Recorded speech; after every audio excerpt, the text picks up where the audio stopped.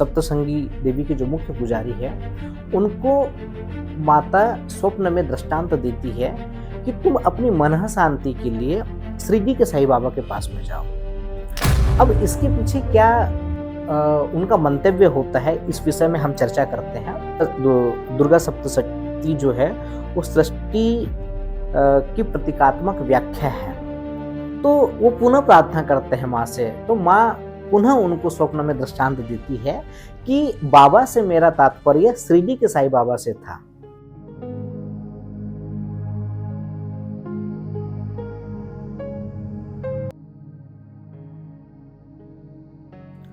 या देवी सर्वभूतेषु शक्ति रूपेण संस्थिता नमस्तस्यै नमस्तस्यै नमस्तस्यै नमो नमः। जो देवी सभी प्राणियों में शक्ति रूप में विद्यमान है, उनको मेरा बार बार नमस्कार। अभी वर्तमान में नवरात्र का महापर्व चल रहा है, जिसमें विशेष रूप से शक्ति की पूजा होती है, आराधना होती है, और ये 9 दिन आध्यात्मिक प्रक्रिया में काफ़ी महत्वपूर्ण होते हैं। शक्ति को 3 रूप में हम देखते हैं, महाकाली, महालक्ष्मी, महासरस्वती। इसको यदि आध्यात्मिक पहलू में हम देखें तो रजोगुण, तमोगुण और सत्वगुण, ये तीनों गुणों को प्रदर्शित करती है ये देवियाँ।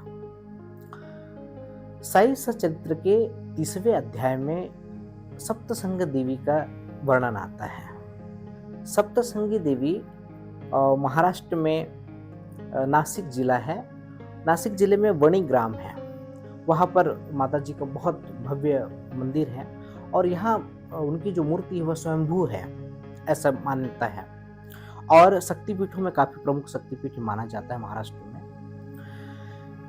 साई चरित्र में यहाँ के जो मुख्य पुजारी होते हैं, सप्तसंगी देवी के जो मुख्य पुजारी है, उनको माता स्वप्न में दृष्टांत देती है कि तुम अपनी मन शांति के लिए शिरडी के साईं बाबा के पास में जाओ।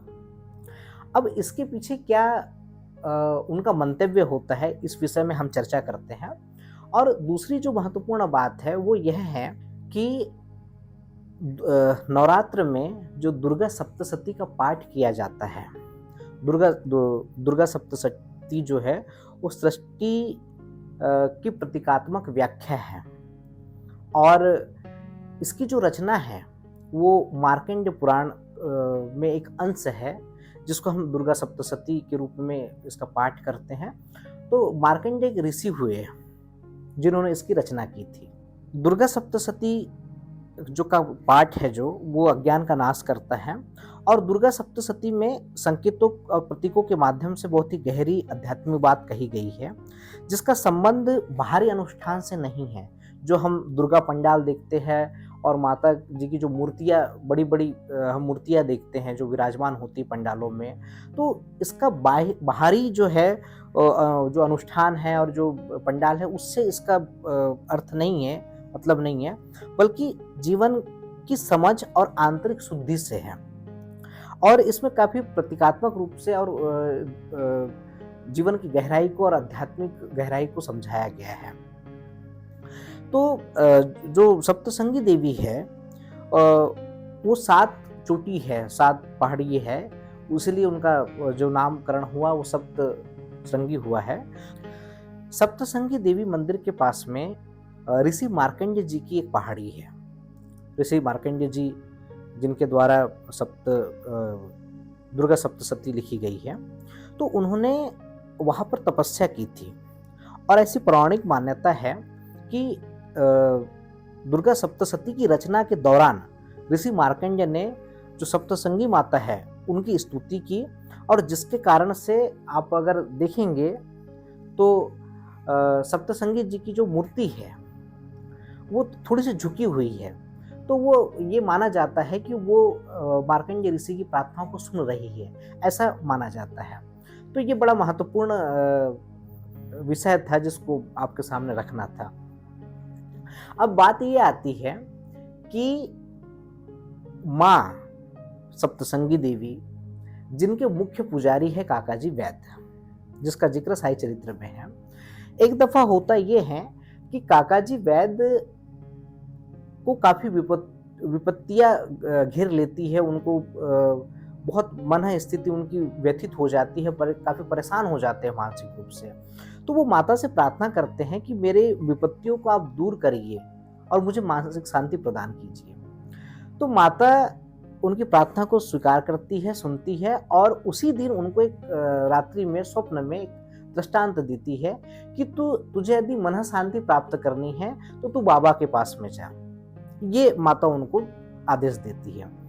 लेकिन उन्होंने सिर्फ इतना ही कहा कि तू बाबा के पास में जा। कोई पता नहीं बताया कि तुझे कहाँ जाना है, बस इतना कह दिया कि तू बाबा के पास में जा। सुबह काका जी जो है वो उठते हैं और उनको लगता है कि माँ ने कहा है कि बाबा के पास में जा, तो बाबा से वो तात्पर्य निकालते हैं भगवान शंकर शिव जी से, और वो त्र्यंबकेश्वर चले जाते हैं, जो 12 ज्योतिर्लिंग है जिसमें से त्र्यंबकेश्वर भी एक प्रमुख रूप से है। तो वो वहाँ चले जाते हैं और वहाँ काफ़ी समय तक के रहते हैं, जल अभिषेक करते हैं और रुद्र मंत्रों का जाप करते हैं। और उसके बाद वो जो है वो पुनः सप्तसंगी देवी के पास में जो उनकी पूजा आराधना होती है वो शुरू कर देते हैं। लेकिन इसके बावजूद भी उनको मन शांति नहीं प्राप्त होती। उनका मन पहले की तरह व्याकुल और विचलित रहता है। तो वो पुनः प्रार्थना करते हैं माँ से। तो माँ पुनः उनको स्वप्न में दृष्टांत देती है कि बाबा से मेरा तात्पर्य शिरडी के साईं बाबा से था, तो व्यर्थ ही त्र्यंबकेश्वर क्यों गया। तब जो है काका जी वैद्य को समझ में आता है कि मुझे शिरडी के साईं बाबा के पास में जाना है। अब शिरडी के साईं बाबा का उस समय पर इतना ज़्यादा प्रचार प्रसार या इतना ज़्यादा लोग जानते नहीं थे बाबा को। महाराष्ट्र की बात बता रहा हूँ मैं, क्योंकि महाराष्ट्र से शिरडी से वणी बहुत ज़्यादा दूर नहीं है, लेकिन ये बहुत प्रारंभिक दौर की बात है। अब बात यहाँ पर ये है कि माँ ने उनको शिरडी क्यों भिजवाया, शिरडी भिजवाने के पीछे उनका क्या मंतव्य था। जब भी आपकी मानसिक स्थिति सही नहीं है, स्थिर नहीं है, मन शांत नहीं है, मन विचलित है, तो आप कोई भी पूजा पाठ कर ले, कोई भी आप कर्मकांड कर ले, कोई भी विधि आप कर ले, जब तक कि आपकी मन स्थिति शांत नहीं होगी, मन स्थिति सामान्य नहीं होगी, शांत नहीं होगी, सरल नहीं होगी, तब तक कि आप कोई भी विधि कर लेंगे तो आप व्यथित ही होंगे, आप परेशानी होंगे। आपको आवश्यकता है मन शांति की, आपको आवश्यकता है एकाग्रता की, ताकि आपका चित्त जो है वो शांत हो जाए। और यही दशा थी काका जी वैद्य की, जो सप्तसंगी देवी के मुख्य पुजारी थे। वो वहां पर भी जो है एक पूजा पद्धति का अनुसरण कर रहे थे और वो चाह रहे थे कि मैं कुछ करूं, मेरे करने से जो है कुछ हो जाए। लेकिन कभी कभी स्थितियां कुछ ऐसी होती है कि आपके किए से नहीं हो पाता, जब तक कि आप उस परब्रह्म की शरणागत नहीं जाते हैं। क्योंकि जब वहां पर आप जाते तब आप कर्म विमुक्त हो जाते, फिर आप कर्म नहीं करते हैं, फिर वहां पर किसी भी आपको विधि की आवश्यकता नहीं है, किसी भी पूजा पाठ विशेष पद्धति की आवश्यकता नहीं है। माँ का यही मंतव्य है काका जी वैद्य के लिए कि तू व्यर्थ ही त्र्यंबकेश्वर क्यों गया। बाबा से मेरा तात्पर्य था शिरडी के साईं बाबा। आज आप इस बात पे विचार करिए कि शिरडी के साईं बाबा के पास में जो लाखों लोग जा रहे हैं, वो ऐसा नहीं है कि वो इकट्ठे ही जाते हैं, न जाने कितने सारे उपाय कर लेते हैं मन को शांत करने के लिए, अपने तमाम सारी परेशानियों और विपत्तियों से बचने के लिए सब कुछ कर लेते हैं। लेकिन जब कहीं पर कुछ आसरा नहीं दिखता है और तब वो जाते हैं शिरडी के साईं बाबा के पास में, और उनको एक ऐसा एहसास होता है जैसे वो समाधि मंदिर पे प्रविष्ट होते हैं। और इसका काका जी वैद्य ने बाद में जिक्र भी किया। जब साईं बाबा जो सामा है, आपने पूरी कहानी सुनी है साई चरित्र में, कि उनको काका जी वैद्य को वणी कैसे भिजवाते हैं सामा के माध्यम से लेने के लिए। उनकी माता जी का जो वचन रहता है कि माता को, सप्तसंगी देवी को चांदी के कवच स्तन जो है वो चढ़ाने होते हैं और वो विस्मृत हो जाते हैं। उसके बाद में शिरडी ग्राम में एक ज्योतिष आता है, वो कहता है कि तुमको ये वचन तुमने अपनी माँ को दिया था और ये पूरा नहीं हुआ, इस कारण से तुम्हारे घर पे अशुभ चीज़ें हो रही है, जो सामा के छोटे भाई होते हैं। तो कहते हैं कि सामा जो है वो चांदी के कवच निर्मित करवाते हैं, निर्माण करवाते हैं सुनार से, और बाबा के पास में मस्जिद में जाके कहते हैं कि आप इसे स्वीकार कर लीजिए। लेकिन बाबा कहते हैं कि नहीं, तुम जाओ और अपने जो वचन से मुक्त हो जाओ, क्योंकि उनको काका जी वैद्य को बुलाना था। और उस समय पर काका जी वैद्य बड़े ही व्याकुल थे श्री जी आने के लिए, क्योंकि उनकी मन स्थिति बहुत विचलित हो गई थी, और वो उस शांति को प्राप्त करने के लिए वो तड़प रहे थे कि कैसे मैं श्री जी जा पाऊँ, क्योंकि उस समय पे इतने साधन और इतने संसाधन नहीं हुआ करते थे। तो सामा जाते हैं, और सामा के साथ में जैसे ही काका जी वैद्य आते हैं और द्वारका माई में प्रवेश करते हैं और बाबा के दर्शन करते हैं, तो वो कहते हैं कि कैसी अद्भुत शक्ति है कि मैंने कोई संभाषण नहीं किया, मैंने कोई अपनी मन की बातें नहीं बताई उनको, और नहीं उन्होंने मुझे कोई आशीर्वाद दिया। उसके बावजूद भी मुझे एक अपार शांति प्राप्त हो गई है, जिसकी तलाश में मैं इतना भटक रहा था। कैसी अद्भुत शक्ति है। तो आज जो लाखों लोग श्री जी जा रहे हैं, वो ऐसे नहीं जा रहे हैं, उसके पीछे बहुत बड़ा कारण है। तमाम सारे आक्षेप लगते रहते, लेकिन उसके पीछे कारण है।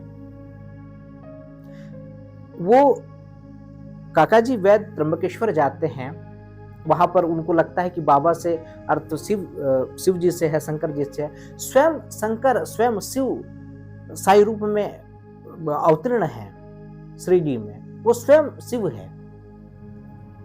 माँ ये संकेत करना चाह रही है। दूसरी बात, जब आप सब तरह से परेशान हो जाए, आप कुछ भी करें, क्योंकि जिस चित्त में जिस मनुष्य का जो चित्त है वो विकृत है, परेशान है, उसको कोई भी पूजा पाठ, कोई भी कर्मकांड ये शांत नहीं करवा सकता, क्योंकि वो जो कुछ भी करेगा वो गड़बड़ ही होगा वहां पर, क्योंकि उसका मन ही शांत नहीं है, उसका मन ही व्याकुल है।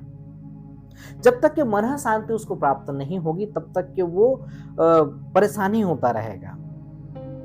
तो ये कारण है कि आज लाखों लोग उनके पास में जाते हैं और अपने जीवन का मार्गदर्शन प्राप्त करते हैं। तो ये माँ संकेत कर रही है सप्तसंगी देवी काका जी वैद्य को कि तुम जाओ वहां पर, और तुमको वहां जाने से ही ये जो मन शांति है वो प्राप्त होगी। तो ये महत्ता है श्री जी के साईं बाबा की, इसलिए लाखों लोग उनको मानते हैं, उनको पूजते हैं और अपने जीवन का मार्गदर्शन उनसे प्राप्त करते हैं।